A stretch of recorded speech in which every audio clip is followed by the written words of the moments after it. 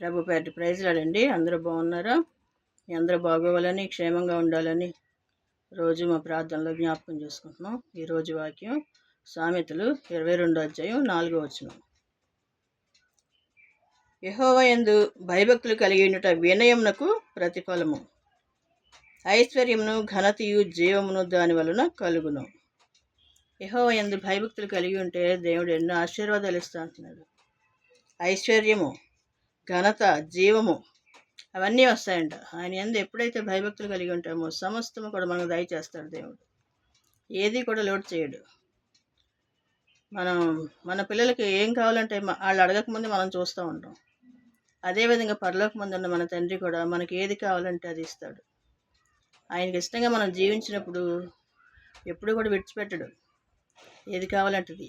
ఇహమందును పరమందును కూడా వినయంగా జీవించాలి. అప్పుడు ఏం చెప్తున్నాడు? ఐశ్వర్యము, ఘనత, జీవము దాని వలన కలుగుతాయి. దేని వలన? యెహోవా యందు భయభక్తులు కలిగి ఉండటం వలన జీవము, ఐశ్వర్యము, ఘనత ఇవన్నీ కూడా ఇస్తా అంటున్నాడు దేవుడు.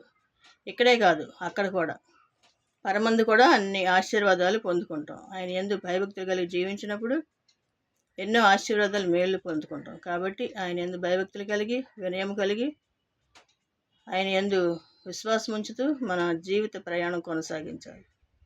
దేవునికే మహిమ కలుగును గాక. దేవుని కృప మీ అందరికీ తోడే ఉండును గాక. ఆమేన్.